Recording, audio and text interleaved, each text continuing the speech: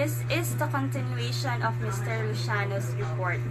So, we will talk about the historical antecedents where social considerations changed the course of science and technology.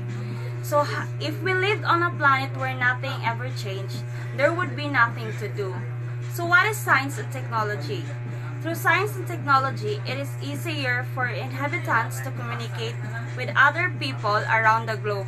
Society is a group of individuals sharing a common culture, geographical location, and government.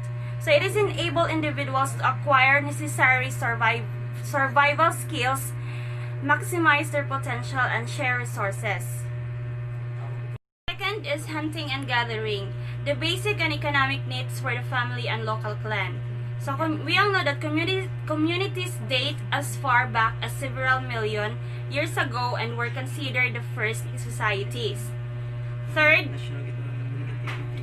horticultural and pastoral societies. So we relied on the cultivation of plants as their primary source of food and depended on the domestication of animals. So we're talking about the agricultural societies, the irrigation farming and subsistence farming.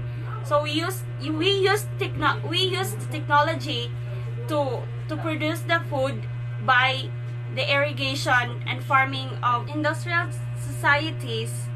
Technological advancement resulted in the invention of machines that improve production.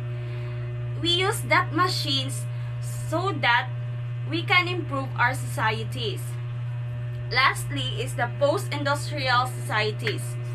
First is the internet, can be used to personal use as well in individual complex. We already know nowadays that we've been using technology by the internet through communication. For the next discussion, we'll discuss the differentiate science and technology. So, comprehension about natural world and how it affects society. How science and technology affects our society. They have their major impact on society, and their impact is growing. By making life easier, science has given men the chance to pursue societal concerns such as ethics, aesthetics, education, and justice, to create cultures and to improve human conditions. Study about how technology used through observations and experiments. Now, science and technology are two things that are completely interwoven. Technology wouldn't exist without science, and science wouldn't be as effective without technology. But what are technology and science exactly? Well, science is the pursuit of knowledge about how the universe works through a systematic process of observation and experimentation. In other words, science is a specific process that helps us learn about the world. The process is important because humans aren't very reliable on their own. So, the scientific process helps us make fewer mistakes. Now, technology is the application of our scientific knowledge to create things that accomplish particular tasks. This is everything from the wheel to hammers and nails to washing machines and computers. So technology is directly the result of learning things in science. Now for the second topic, we will talk about the history of science and technology in the Philippines. Science and technology in the Philippines and experienced periods of intense growth as well as long periods of stagnation. The main managing agency responsible for science and technology is the Department of Science and Technology. Now, the numerous national scientists have contributed in different fields of science, including Fidel Mondo in the field of pediatrics, Eduardo Kisumbing in the field of plant taxonomy, Gavino Trono in the field of tropical marine psychology, Maria Orosa in the field of food technology, and many more. So first is the pre-Spanish era.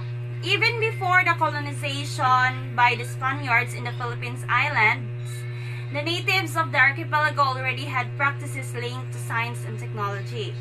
Second is the Spanish colonial era. The colonization of the Philippines contributed to growth of science and technology in the archipelago.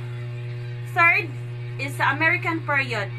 On July 1, 1901, the Philippine Commission established the Bureau of Government Laboratories, which was placed under the Department of Interior.